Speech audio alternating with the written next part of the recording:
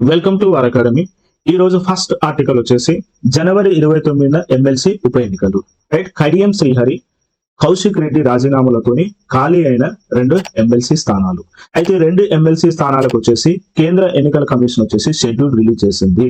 So elections వచ్చేసి ఈ రోజు జనవరి 29 అని చెప్తున్నట్టు. రైట్, ఇక్కడ వచ్చేసి ఏంటి అంటే ఈ 2 కూడా సో ఇయర్ కౌశిక్ రెడ్డిది అలానే కడియం శ్రీహరిది 2 కూడా వచ్చేసి ఎమ్మెల్సీ స్థానాలు ఖాళీ అనేది ఈ 2 ఎమ్మెల్యే కోటా కింద ఉన్నాయి అన్నట్టు. అయితే ఎమ్మెల్సీగా నెగ్గాలి అంటే 40 మంది ఎమ్మెల్యేల మద్దతు అవసరం అన్నట్టు. రైట్, ఇప్పుడు వచ్చేసి ఏంటంటే ఒకసారి శాసన మండలి లేదా విధాన పరిషత్ గురించి ఒకసారి చూద్దాం. ఇప్పుడు ఆర్టికల్ 169 క్లాస్ 1 ప్రకారం ఏం చెప్తుంది అంటే, సపోజ్ ఏదైనా ఒక రాష్ట్రంలో వచ్చేసి శాసన మండలిని ఏర్పాటు చేయాలన్నా రద్దు చేయాలన్నా అది ఎవరు చేస్తారు అంటే పార్లమెంటే శాసనం ద్వారా చేయొచ్చు అన్నట్టు. అయితే పార్లమెంటు శాసనం చేసే ముందు ఆ రాష్ట్ర శాసనసభ నుంచి ఏం చేయాలి, తీర్మానం చేయాలన్నట్టు. చేసిన తీర్మానాన్ని వచ్చేసి ఏంటంటే పార్లమెంట్ కి పంపించాలన్నట్టు. అయితే ఆ తీర్మానాన్ని కూడా రాష్ట్ర శాసనసభలో వచ్చేసి ఏంటంటే మొత్తం సభ్యుల్లో వచ్చేసి 2/3 మెజారిటీ రావాలన్నట్టు. అదే విధంగా వచ్చేసి ఏంటంటే మరి పార్లమెంట్ లో ఎంత మెజారిటీ రావాలి అంటే, పార్లమెంట్ లో వచ్చేసి ఏంటంటే సాధారణ మెజారిటీతో ఏం చేయొచ్చు అంటే, సో ఒక రాష్ట్రంలో వచ్చేసి విధాన పరిషత్ని ఏర్పాటు అనేది చేయొచ్చు లేదా రద్దు చేయొచ్చు. సో వన్స్ పార్లమెంట్ ఆమోదించింది అనుకుందాం, ఈ పార్లమెంట్ ఆమోదించిన తీర్మానం వచ్చేసి ఏం చేస్తారంటే రాష్ట్రపతికి పంపిస్తారు అన్నట్టు. ఎప్పుడైతే రాష్ట్రపతి ఆమోద ముద్ర వేస్తుందో అప్పుడు వచ్చేసి ఏంటంటే సో అప్పుడు ఈ విధాన పరిషత్తును లేదా శాసన మండలిని ఏర్పాటు అయినా చేయొచ్చు లేదా రద్దు చేయొచ్చు అంటూ. మరి దీనికి వచ్చేసి రాజ్యాంగ సవరణ కావాలా లేదా సాధారణ శాసన ధోరణి అవుతుంది అంటే, సో విధాన సభను ఏర్పాటుకు వచ్చేసి ఆర్టికల్ 368 ప్రకారం వచ్చేసి ఏంటంటే రాజ్యాంగ సవరణ అవసరం లేదు, దీనికి సాధారణ శాసనం ద్వారానే ఏర్పాటు చేయొచ్చు అని చెప్పొచ్చు అన్నట్టు. మరొక ఇంపార్టెంట్ విషయం వచ్చేసి ఏంటంటే విధాన పరిషత్తులో ఎన్నికల్లో వచ్చేసి ఎలాంటి రిజర్వేషన్స్ ఉండవు. రైట్, ఎలాంటి రిజర్వేషన్స్ కూడా వర్తించవు అన్నట్టు చెప్తున్నట్టు. నెక్స్ట్ ఇక్కడ వచ్చేసి ఏంటంటే ఆర్టికల్ 171 ఏం చెప్తుంది అంటే శాసన మండలిలో ఎంతమంది సభ్యులు ఉండాలి అని చెప్తున్నారు. అయితే ఎంతమంది సభ్యులు ఉండాలి అంటే, సపోజ్ ఇప్పుడు రాష్ట్ర శాసనసభలో ఎంతైతే సభ్యులు ఉంటారో ఆ మొత్తం సభ్యుల్లో వచ్చేసి 1/3 వంతు మించరాదు అని చెప్తున్నారు. అండ్ అట్ సేమ్ టైమ్ కనిష్టం కూడా ఎంతమంది ఉండాలి అంటే 40 ఉండాలన్నట్టు చెప్తున్నారు. రైట్, సో ఇప్పుడు వచ్చేసి ఏంటంటే విధాన పరిషత్తులో వచ్చేసి కనీస సభ్యులు గరిష్ట సభ్యుల్ని రాజ్యాంగం నిర్దేశించినప్పటికీ అసలైన సభ్యుల సంఖ్యను మాత్రం పార్లమెంటు చట్టం ద్వారా నిర్దేశిస్తుంది అన్నట్టు ఇక్కడ చెప్పడం జరుగుతుంది. అయితే మన భారతదేశంలో వచ్చేసి అన్ని రాష్ట్రాలలో శాసన మండలి ఉంది అంటే అన్ని రాష్ట్రాలలో వచ్చేసి శాసన మండలి లేదు. ఓన్లీ 6 రాష్ట్రాలలో మాత్రమే శాసన మండలి ఉంది అన్నట్టు. అవి వచ్చేసి ఏంటంటే ఒకటి తెలంగాణ, రెండోది వచ్చేసి ఆంధ్రప్రదేశ్, మూడోది వచ్చేసి బీహార్, 4వది వచ్చేసి కర్ణాటక, 5th వన్ వచ్చేసి మహారాష్ట్ర అండ్ 6th వన్ వచ్చేసి ఉత్తరప్రదేశ్ అన్నట్టు. అయితే ఇప్పుడు తెలంగాణలో వచ్చేసి ఎన్ని ఎమ్మెల్సీ స్థానాలు ఉన్నాయి శాసన మండలి అంటే 40 ఎమ్మెల్సీలు ఉన్నాయి అన్నట్టు. అయితే ఈ 40 మందిని ఎన్నిక ద్వారా వస్తారా లేదా సో ఇది గవర్నర్ కోటా కింద వస్తారంటే 34 మంది వచ్చేసి ఏంటి అంటే ఎన్నిక ద్వారా వస్తారు అన్నట్టు. 6 వచ్చేసి ఏంటంటే గవర్నర్ కోటా కింద నియమిస్తారు అన్నట్టు. అదే విధంగా ఆంధ్రప్రదేశ్ లో వచ్చేసి మొత్తం ఎమ్మెల్సీ స్థానాలు ఎన్ని ఉన్నాయంటే 58 ఉన్నాయి అన్నట్టు. అందులో వచ్చేసి ఏంటంటే 50 మంది ఎన్నిక ద్వారా వస్తారు, 8 మంది వచ్చేసి ఏంటంటే గవర్నర్ కోటా కింద వస్తారు అన్నట్టు మనకి ఈ ఆర్టికల్లో చెప్పడం జరుగుతుంది అన్నట్టు. రైట్, అదే విధంగా వచ్చేసి ఇక్కడ వచ్చేసి ఏమంటున్నాం ఎన్నిక ద్వారా వస్తారు అన్నాం కదా. ఈ ఎన్నిక ద్వారా వచ్చుడు కూడా ఎవరెవరు ఎన్నుకుంటారు అంటే వీళ్ళని సో శాసన సంస్థల ప్రతినిధులు ఎన్నుకుంటారు, అదే విధంగా వచ్చేసి పట్టాభద్రులు ఎన్నుకుంటారు, ఉపాధ్యాయులు ఎన్నుకుంటారు, ఎమ్మెల్యే ద్వారా వస్తారు అండ్ గవర్నర్ చేత కూడా నామినేట్ చేయబడుతారు అన్నట్టు.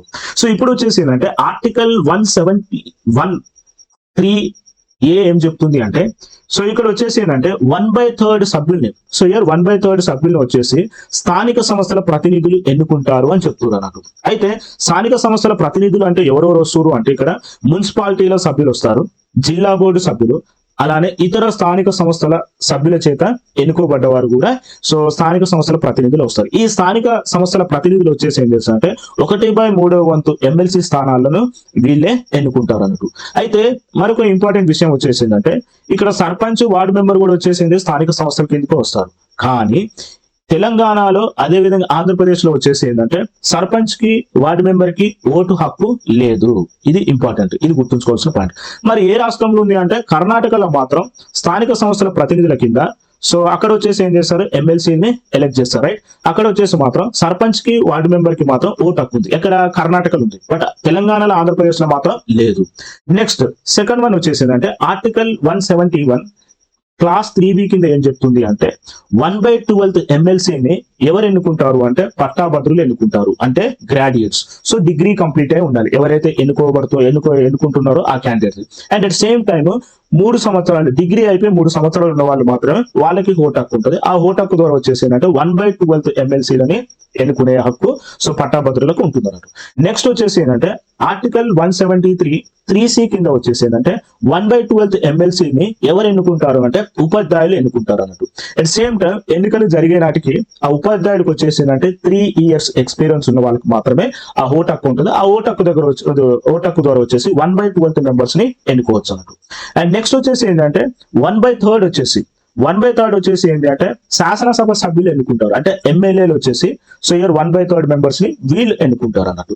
నెక్స్ట్ వచ్చేసి ఏంటంటే మరి గవర్నర్ ద్వారా ఎంతమంది నామినేట్ అవుతారు అంటే 1/6 మెంబర్స్ వచ్చేసి ఏంటంటే గవర్నర్ ద్వారా నామినేట్ చేస్తారు. ఎలా నామినేట్ చేస్తారు?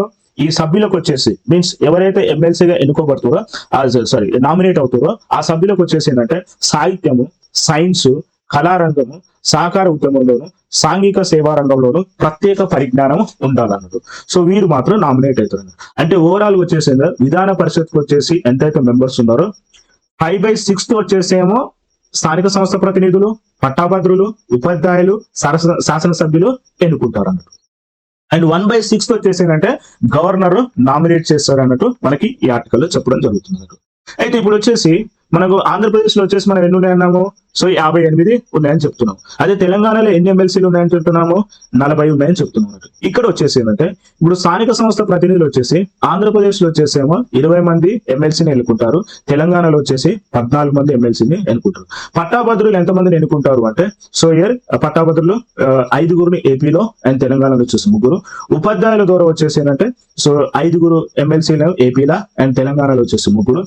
ఎమ్మెల్యే కోటా కింద వచ్చేసేమో ఏపీలో వచ్చేసేమో 20 ఎమ్మెల్సీలు అండ్ నెక్స్ట్ తెలంగాణలో వచ్చేసి 14 ఎమ్మెల్సీలు. గవర్నర్ ద్వారా వచ్చేసి ఎంతమంది నియమించబడతారంటే ఏపీలో వచ్చేసి 8 మంది, తెలంగాణలో వచ్చేసి 6 అన్నట్టు. రైట్. సో ఇది సో ఇక్కడ వచ్చేసి ఏంటంటే ఇప్పుడు మరి లెజిస్లేటివ్ కౌన్సిల్ ని మీన్స్ శాసన మండలిని రద్దు చేయొచ్చా అంటే రద్దు చెయ్యలేము. ఎందుకు? సో ఇయర్ లెజిస్లేటివ్ కౌన్సిల్ వచ్చేసి శాసన మండలి వచ్చేసి ఏంటంటే ఇది శాశ్వత సభ. రైట్. సో ఇది వచ్చేసి ఏంటంటే పర్మనెంట్ బాడీ ఇది. నెక్స్ట్ మరి దీన్ని అబాలిష్ చేయొచ్చా అంటే ఎస్. సో ఇయర్ దీన్ని ఎత్తివేయచ్చు మీన్స్ అబాలిష్ చేయొచ్చు కానీ డిజాల్వ్ చేయలేము. ఇది గుర్తుంచుకోవాల్సిన పాయింట్. సో ఇయర్ శాసన మండలిని వచ్చేసి ఏంటి అంటే డిజాల్వ్ చేయలేము కానీ అబాలిష్ మాత్రం చేయొచ్చు అన్నట్టు. అయితే ఇందులో సెలెక్ట్ అయ్యే మెంబర్స్ ఎమ్మెల్సీలకు వచ్చేసి పదవి కాలం ఎంత వచ్చాయి అంటే 6 సంవత్సరాలు కాల వ్యవధి. ఎమ్మెల్యేకి వచ్చేసి ఎంత అండి 5 years. ఎమ్మెల్సీ వచ్చేసింది 6 సంవత్సరాల కాల వ్యవధి ఉంటుంది. అయితే ఇక్కడ వచ్చేసి ఏంటంటే ఎలా ఎన్నుకుంటారు అంటే ఈ ఎమ్మెల్యే కోటా కింద వచ్చేసిందంటే proportional representation with single transferable vote అన్నట్టు. అంటే ఏంటంటే ప్రతి ఎమ్మెల్యే ఓటు ఒకసారి మాత్రమే లెక్కిస్తారు అన్నట్టు. దాన్ని మనం ఏమని పిలుస్తాం అంటే proportional representation with single transferable vote అని పిలుస్తాం అన్నట్టు. అయితే ఇప్పుడు వీళ్ళది 6 సంవత్సరాల కాల వ్యవధి అంటున్నారు కదా, ప్రతి 2 సంవత్సరాలకు ఒకసారి వచ్చేసిందంటే 1/3 వంతు ఎమ్మెల్సీలో రిటైర్డ్ అవుతారు అన్నట్టు. అండ్ వారి స్థానంలో వచ్చేసి ఏంటంటే కొత్త వారిని కూడా ఎన్నుకుంటారు అన్నట్టు. అయితే లెజిస్లేటివ్ కౌన్సిల్ లో జరిగే ఎన్నికలను మనం ఏమని పిలుస్తాం అంటే ప్రతి 2 సంవత్సరాలకు ఒకసారి వచ్చేసింది 1/3 మెంబర్స్ రిటైర్ అవుతారు. రైట్. అండ్ వారి స్థానంలో కొత్త వాళ్ళని తీసుకురావాలి. అంటే ఇక్కడ జరిగే ఎన్నికల్ని లెజిస్లేటివ్ కౌన్సిల్ కి జరిగే ఎన్నికల్ని ఏమని పిలుస్తాం అంటే ద్వివార్షిక ఎన్నికలు అని పిలుస్తాం, లేదా సో బయాన్యువల్ ఎలక్షన్స్ అని కూడా పిలుస్తాం. సో ఇది ఫస్ట్ ఆర్టికల్ అండి.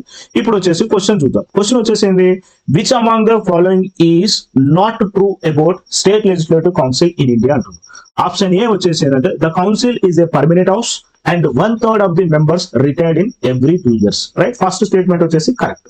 సెకండ్ వన్ వచ్చేసింది the members of local bodies elect 1/3 of the total members of the legislative council. ఎంత మందిని ఎలెక్ట్ చేస్తారంటుండండి 1/3 మెంబర్స్ ని ఎలెక్ట్ చేస్తారంటు. సో సెకండ్ స్టేట్మెంట్ వచ్చేసి కూడా కరెక్ట్.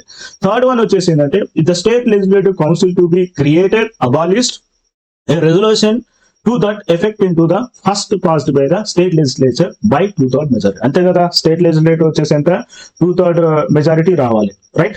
సో ఒక శాసన మండలిని వచ్చేసి క్రియేట్ చేయాలన్నా అబాలిష్ చేయాలన్నా ఫస్ట్ తీర్మానం ఎక్కడ జరగాలి? స్టేట్ లెజిస్లేచర్ జరగాలి. ఎంతమంది ఆమోదించాలి? 2/3 మెజారిటీ అక్కడ రావాలి. So third statement correct.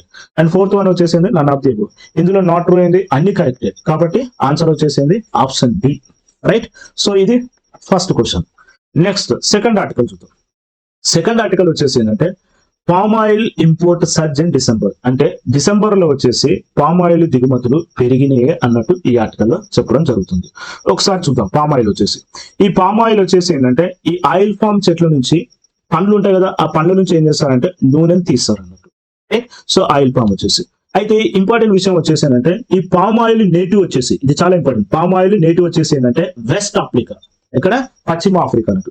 And దీనికి అనుకూలంగా ఏముండాలి అంటే సో ఉష్ణ మండల వాతావరణం ఉండాలన్నట్టు, అంటే ట్రాపికల్ క్లైమేట్ ఉండాలి. అండ్ అట్ సేమ్ టైం నీరు కూడా బాగుండాలి, అబండెంట్ వాటర్ ఉండాలి. అప్పుడు వచ్చేసి ఏంటంటే మనకి సో ఈ ఆయిల్ ఈల్డింగ్ కూడా కెపాసిటీ పెరుగుతుంది అన్నట్టు ఈ ఆర్టికల్ చెప్పడం జరుగుతుంది. అయితే ఇక్కడ వచ్చేసి ఏంటంటే ఈ పామ్ ఆయిల్ చెట్ల నుంచి 2 రకాల నూనెలు ఉత్పత్తి చేస్తారు అన్నట్టు. ఒకటి వచ్చేసి ఏంటంటే ఆయిల్ ఫామ్ పండ్లు ఉంటాయి కదా, ఆ పండ్ల నుంచి వచ్చేసి నూనెలు వెలికిస్తారు అన్నట్టు. రెండోది వచ్చేసి ఏంటంటే కెర్నల్ అంటే ఏంది, సో పామ్ ఆయిల్ పండ్లు ఉంటాయి, అందులో గింజ ఉంటుంది, ఆ గింజ నుంచి కూడా వచ్చేసి కూడా ఆయిల్ తీస్తారు అన్నట్టు. సో ఇక్కడ వచ్చేసి ఏంటంటే ఆయిల్ ఫామ్ వచ్చేసి సో ఆయిల్ ఫామ్ పండ్ల నుంచి తీస్తారు, అలానే కెర్నల్ నుంచి కూడా క్రష్ చేస్తే మనకి ఏమొస్తుందంటే నూనె వస్తుందని చెప్తుంది. అయితే ఈ పామ్ ఆయిల్ యొక్క లక్షణాలు ఏంది, ఈ పామ్ ఆయిల్ యొక్క లక్షణాలు వచ్చేసి ఏంటంటే రూమ్ టెంపరేచర్ లో, అంటే గది ఉష్ణోగ్రత వద్ద వచ్చేసి ఏంటంటే ఇది లిక్విడ్ లో ఉండదు, సెమీ సాలిడ్ లో ఉంటుంది అని చెప్తున్నాను. సెకండ్ వన్ వచ్చేసి ఏంటంటే దీనికి ఆక్సీకరణ నిరోధకత ఎక్కువ ఉంటుంది అన్నట్టు. ఈ ఆక్సీకరణ నిరోధకత ఉండడం వల్ల వచ్చేసి ఏంటంటే ఈ పామ్ ఆయిల్ వచ్చేసి అనేది త్వరగా పాడవదు అన్నట్టు. అండ్ థర్డ్ వన్ వచ్చేసి ఏంటంటే అధిక ఉష్ణోగ్రత వద్ద కూడా ఇది స్థిరంగా ఉంటుంది అన్నట్టు. అండ్ ఫోర్త్ వన్ వచ్చేసి ఏంటంటే పామ్ ఆయిల్ కి వచ్చేసి రంగు ఉండదు, వాసన ఉండదు. కాబట్టి ఏదైనా ఫుడ్ ప్రొడక్ట్స్ లో యూజ్ చేసినా సో దాని యొక్క ఆ ఫుడ్ ప్రొడక్ట్ యొక్క కలర్ ని, స్మెల్ ని కూడా ఎలాంటి ఎఫెక్ట్ చేయదు అన్నట్టు. ఇవి పామ్ ఆయిల్ యొక్క లక్షణాలు. మరి ఈ పామ్ ఆయిల్ ఎక్కడెక్కడ వాడతారు, ఈ పామ్ ఆయిల్ ఎక్కడెక్కడ వాడతారు అంటే ఒకటి వచ్చేసి ఏంటంటే సో వంట నూనెలో వాడతారు, రెండోది వచ్చేసి డోనట్ లో వాడతారు, చాక్లెట్, పిజ్జా, షాంపూలు, టూత్ పేస్ట్ లో, లిప్స్టిక్ లలో కూడా వాడతారు. ఈవెన్ కొన్ని దేశాలు వచ్చేసి ఏంటంటే ఎనిమల్ ఫీడ్ కూడా వాడతారు అన్నట్టు, పశుగ్రాసం. అండ్ జీవన ఇంధనం కూడా వాడతారు, బయోఫ్యూయల్ కూడా వాడతారు అన్నట్టు. ఇప్పుడు మన ప్రపంచంలో ఒకసారి గమనిస్తే ఈ పామ్ ఆయిల్ ఉత్పత్తి ఒకసారి గమనిస్తే మనకి సో ఇండోనేషియా, మలేషియానే 85% ఆఫ్ ది పామ్ ఆయిల్ ని ఉత్పత్తి చేస్తుంది. రైట్. సో ఇండోనేషియా, మలేషియా రెండు కూడా వచ్చేసి ఎక్కడ ఉన్నాయి, ఏషియాలోనే ఉన్నాయి అన్నట్టు. నెక్స్ట్ తర్వాత వచ్చేసి ఏంటంటే థాయిలాండ్, ఇది కూడా ఏషియానే. కొలంబియా వచ్చేసి సౌత్ అమెరికా, అండ్ నైజీరియా వచ్చేసి ఏంటంటే వెస్ట్ ఆఫ్రికాలో ఉంది అన్నట్టు. సో ఇప్పుడు గమనిస్తే మన పామ్ ఆయిల్ ఉత్పత్తులు వచ్చేసి దాదాపు 85% ఇండోనేషియా, మలేషియా నుంచి వస్తుంది. ఆ తర్వాత ఇతర దేశాలు వచ్చేసి థాయిలాండ్, కొలంబియా, నైజీరియా నుంచి వస్తుంది. మరి మన భారతదేశంలో ఉందా డొమెస్టిక్ ప్రోడక్ట్ ఏమైనా ఉంది అంటే దేశీయ ఉత్పత్తి గమనిస్తే 2019 లెక్కల ప్రకారం వచ్చేసి మన భారతదేశంలో వచ్చేసి 3 లక్షల హెక్టార్లలో ఈ పామ్ ఆయిల్ ని సాగు చేస్తున్నారు అన్నట్టు. మరి ఎంత ఉత్పత్తి అవుతుంది, 3 లక్షల టన్నుల ఉత్పత్తి అవుతుంది అన్నట్టు. మరి మన దేశీయ ఉత్పత్తులు వచ్చేసి ఏ రాష్ట్రాలు అత్యధికంగా ఉత్పత్తి చేస్తున్నారు అంటే ఆంధ్రప్రదేశ్ వచ్చేసి పామ్ ఆయిల్ లో ఫస్ట్ స్థానం ఉంది, అండ్ తెలంగాణ వచ్చేసి సెకండ్ స్థానం, కేరళ వచ్చేసి థర్డ్ స్థానం. అండ్ ఇంకోటి ఇంపార్టెంట్ విషయం వచ్చేసి ఏంటంటే ఆంధ్రప్రదేశ్, తెలంగాణ, కేరళ ఈ 3 రాష్ట్రాలు వచ్చేసి పామ్ ఆయిల్ ఎంత సాగు చేస్తుంది అంటే 98% వాటా ఈ 3 రాష్ట్రాల్లో ఉన్నట్టు మనకి ఈ ఆర్టికల్ చెప్పడం జరుగుతుంది. అదే విధంగా వచ్చేసి ఏంటంటే ఈ పామ్ ఆయిల్ డిమాండ్ అండ్ సరఫరాలో వచ్చేసి మిస్ మ్యాచ్ ఉంది అన్నట్టు. అంటే ఇప్పుడు మనం ఒకసారి గమనిస్తే ఈ 99% పామ్ ఆయిల్ మనం ఏం చేస్తున్నాం అంటే దిగుమతి చేసుకుంటున్నాం.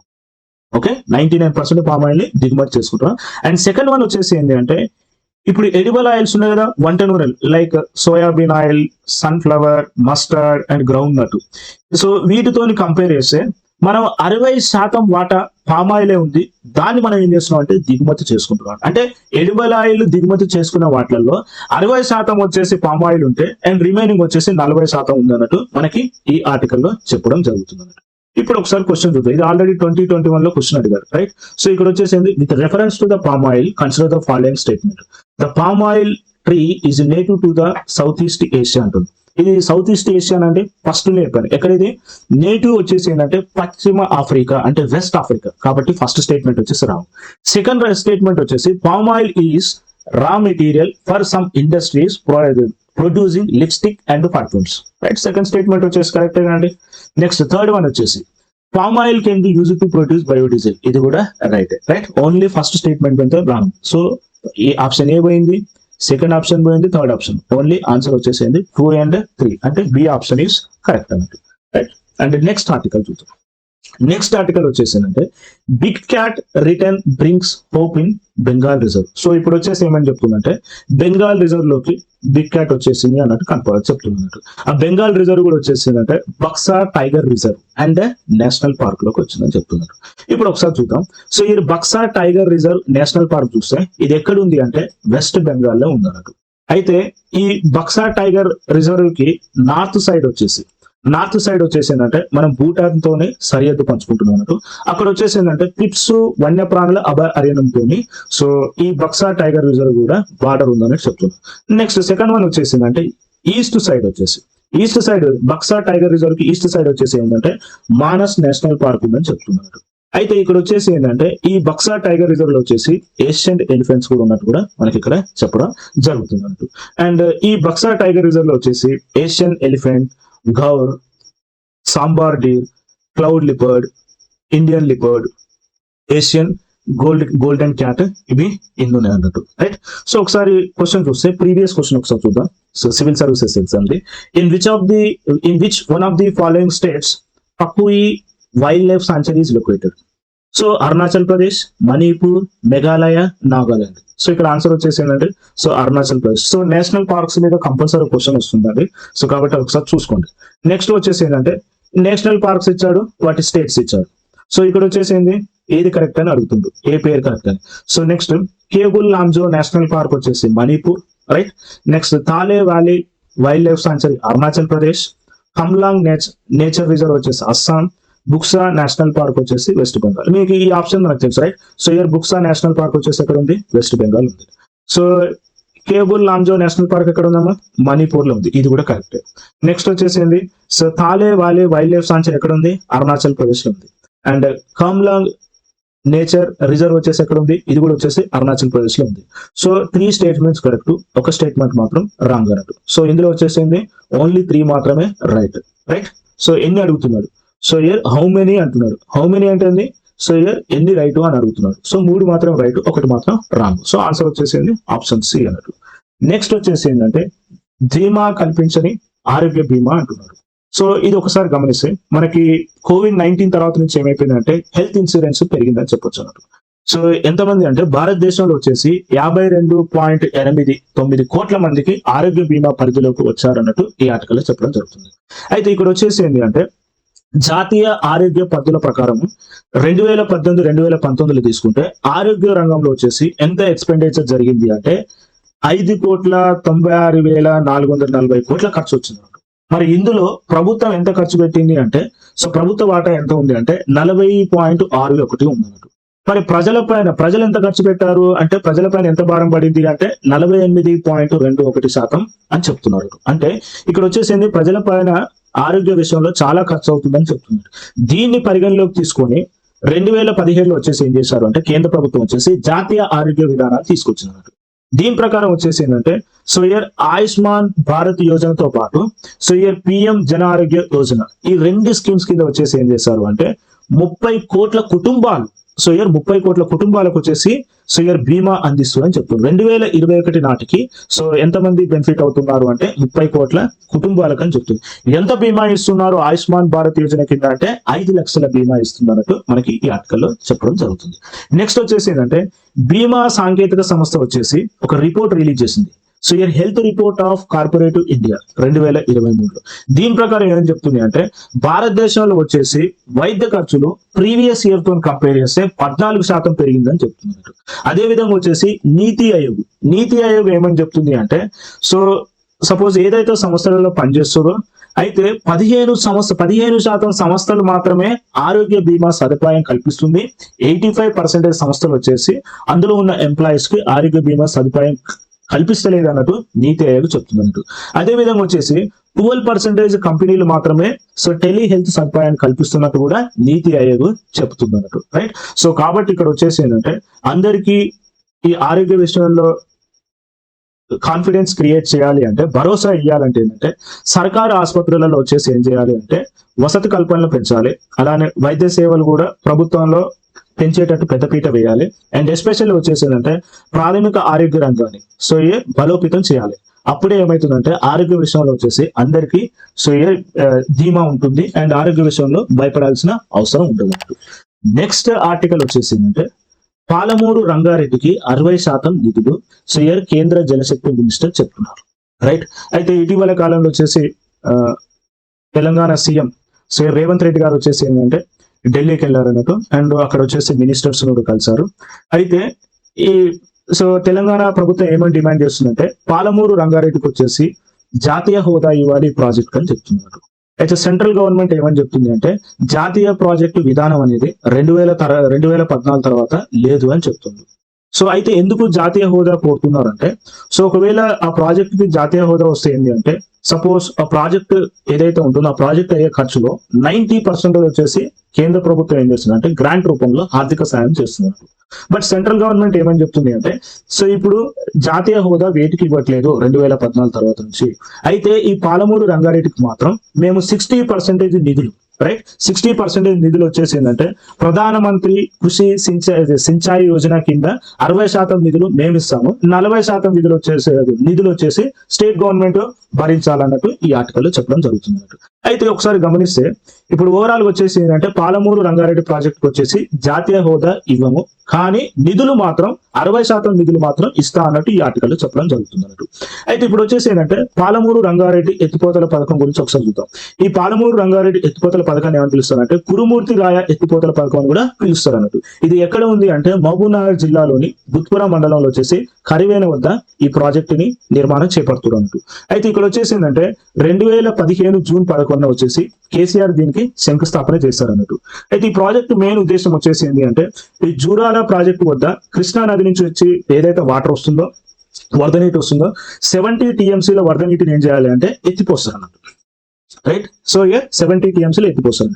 అయితే దీని ద్వారా మీన్స్ ఈ పాలమూరు రంగారెడ్డి ఎత్తిపోతల పథకం కంప్లీట్ అయితే ఎన్ని జిల్లాలకు బెనిఫిట్ అవుతుంది అంటే 5 జిల్లాలకి సో బెనిఫిట్ జరుగుతుంది. సో ఒకటి వచ్చేసి అంటే నాగర్ కర్నూలు వచ్చేసి 1,00,000 ఎకరాలకు వచ్చేసి ఏం చేయొచ్చు అంటే సాగునీరుని అందించు. అదేవిధంగా మహబూబ్ నగర్ జిల్లాకు వచ్చేసి ఏంటంటే 4.14 లక్షల ఎకరాలకు వచ్చేసి సాగునీరు అందించవచ్చు. అదేవిధంగా రంగారెడ్డికి వచ్చేసి 3.64 సో లక్షల ఎకరాలు, నల్గొండకు వచ్చేసి 0.30 లక్షల ఎకరాలు, వికారాబాద్ వచ్చేసి ఏంటంటే 3.22 లక్షల ఎకరాలు. అంటే ఓవరాల్ గా వచ్చేసి ఏంటంటే సో పాలమూరు రంగారెడ్డి ఎత్తిపోతల పథకం కంప్లీట్ అయితే 12.3 లక్షల ఎకరాలకు వచ్చేసి ఆయకట్టుకు వచ్చేసి ఏం చేయొచ్చు అంటే నీరును అందించవచ్చు అన్నట్టు. అయితే ఈ పాలమూరు రంగారెడ్డి ఎత్తిపోతల ప్రాజెక్టుకి ఎంత వ్యయం అవుతుంది, ఎంత ఖర్చు అవుతుంది అంటే అంచనా వచ్చేసి 49,595 కోట్ల ఖర్చు అవుతుందని చెప్తున్నట్టు. రైట్. అండ్ ఇక్కడ వచ్చేసి 70 టీఎంసీ అంటున్నాం. ఒక టీఎంసీ ఈక్వల్ టు ఎంత అంటే 2,838.68 కోట్ల లీటర్లు అన్నట్టు. అదే క్యూసెక్లలో చెప్తే సో టీఎంసీ ఫుల్ ఫామ్ వచ్చేసిందంటే 1000 మిలియన్ క్యూబిక్ ఫీట్ అన్నట్టు. రైట్. ఒక టీఎంసీ ఈక్వల్ టు ఎన్ని క్యూసెక్లకు సమానం అంటే 11,574 క్యూసెక్లకు సమానం ఉంటుంది. ఒక క్యూసెక్ ఈక్వల్ టు ఏంటి అంటే ఒక చదరపు అడుగులో వచ్చేసి ఒక సెకండ్ కాలంలో ప్రవహించే నీరుని మనం ఏమని పిలుస్తాం అంటే ఒక క్యూసెక్ అని పిలుస్తాం అన్నట్టు. రైట్. అండ్ ఈ పాలమూరు రంగారెడ్డి ఎత్తిపోతల పథకం వచ్చేసి ఏంటంటే 2 ఫేజ్లలో నిర్మించాలని చూస్తున్నారు.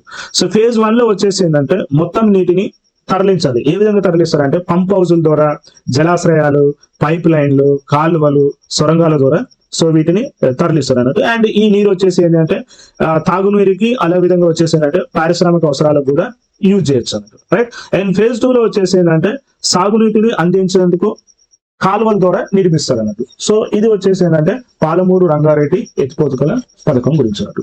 అండ్ నెక్స్ట్ వన్ వచ్చేసి ఏంటి అంటే సో 2027 కల్లా వచ్చేసి పప్పు ధాన్యాల ఉత్పత్తి స్వయం సమృద్ధి అంటున్నారు. అయితే పప్పు ధాన్యాలు వచ్చేసి ఏంటంటే చాలా ఇంపార్టెంట్, ఎందుకు ప్రోటీన్ ఇందులో ఎక్కువ ఉంటుంది అన్నట్టు. అండ్ ఇక్కడ వచ్చేసి ఏంటంటే అమిత్ షా గారు వచ్చేసి ఏం చేశారంటే కందుల సేకరణ వెబ్సైట్ ని ఏర్పాటు చేశారు అన్నట్టు. అయితే ఇందులో ఎవరైతే రైతుల పేర్లు నమోదు చేసుకుంటారో వాళ్ళు వచ్చేసి నఫెడ్ అండ్ అదే విధంగా వచ్చేసి NCCF. నఫెడ్ అంటే ఏంటంటే national agriculture cooperative market federation of India limited. And so NCCF అంటే ఏంటంటే national cooperative consumer federation of India limited. So దీని కింద వచ్చేసి ఏంటంటే కనీస మద్దతు ధర కందులకు అమ్ముకోవచ్చు అన్నట్టు మనకి ఇక్కడ చెప్పడం జరుగుతుంది. అదే విధంగా త్వరలో కూడా వచ్చేసి ఏంటంటే మినుములకి అండ్ ఎర్రకందులకు కూడా వచ్చేసి వెబ్సైట్ ను ప్రారంభిస్తామన్నట్టు సో అమిత్ షా గారు ఈ ఆర్టికల్లో చెప్పడం జరిగింది అన్నట్టు. అండ్ నెక్స్ట్ వచ్చేసి ఏంటంటే మనకి ఫ్రోబ్స్ మ్యాగజైన్ ఉంది కండి, అందులో వచ్చేసిందంటే 15 మందితో 17వ ఆసియా దాతృత్వ హీరోల జాబితాను రిలీజ్ చేస్తుంది అన్నట్టు. సో డోనార్స్ అయితే ఇందులో వచ్చేసి ఏంటంటే నందన్ నీలేకని వచ్చేసి ఈయన ఇన్ఫోసిస్ సహ వ్యవస్థాపకుడు అన్నట్టు. ఇతను ఐఐటి బాంబేకి వచ్చేసి 1999 నుంచి ఏం చేశారంటే 400 కోట్లు విరాళం ఇచ్చింది అన్నట్టు. రైట్. అండ్ సెకండ్ పర్సన్ వచ్చేసి ఏంటంటే సయ్యర్ కేవీ సింగ్ దేవ్, ఇతను వచ్చేసి ఏంటంటే 730 కోట్లు సో దానం చేస్తారు, ఏమంటారు విరాళాలు ఇచ్చిందని చెప్తుంది. అండ్ నిఖిల్ కమాత్ వచ్చేసి ఏంటంటే 1 కోటి చేస్తారు. అందుకు కానీ వీళ్ళు వచ్చేసి ఏంటంటే ఈ ఫ్రోబ్స్ మ్యాగజైన్ లో వచ్చేసి వీళ్ళు ఆసియా నుంచి 3 నమోదైనట్టు మనకి ఈ ఆర్టికల్ చెప్పడం జరుగుతుంది. అండ్ నెక్స్ట్ వన్ వచ్చేసి ఏంటంటే drone DD Yojana. Drone Didi Yojana ఒకసారి ఎవరు ప్రారంభించారు అంటే ప్రధాని మోడీ ప్రారంభించారు అన్నట్టు. అయితే ఇక్కడ వచ్చేసి ఏంటి అంటే ఈ వ్యవసాయ ప్రయోజనాల కోసం ఏం చేశారంటే రైతుకి డ్రోన్లను ఏం చేస్తారంటే అద్దెకిస్తారు అన్నట్టు. ఆ పీరియడ్ వచ్చేసి ఏంటంటే 2024 నుంచి 2026లో వచ్చేసి 15,000 మహిళా స్వయం సహాయక బృందాలకు వచ్చేసి డ్రోన్లను అందించడమే ఈ డ్రోన్ దీదీ యోజన ముఖ్య ఉద్దేశం అన్నట్టు. అండ్ నెక్స్ట్ వన్ వచ్చేసి ఏమని చెప్తున్నారంటే భారత స్థూల దేశీయ ఉత్పత్తి జీడిపి వృద్ధి రేటు 2023-2024లో వచ్చేసి ఎంత ఉంది అంటే భారతదేశంలో వచ్చేసి 7.6 ఉంది. అదే చైనాది గమనిస్తే ఎంత ఉంది అంటే ఓన్లీ 4.9% ఉందని చెప్తున్నారు. అండ్ లాస్ట్ వన్ వచ్చేసి ఏంటంటే 2024 టీం ప్రపంచ కప్ చూసుకుంటే ఇందులో 2 ఆఫ్రికా దేశాలు అర్హత సాధించినట్టు. అది వచ్చేసి ఏంటంటే ఒకటి వచ్చేసి నమీబియా, రెండోది వచ్చేసి ఉగాండా. సో ఇవి ఈ రోజు ఆర్టికల్ అండి. Thank you very much.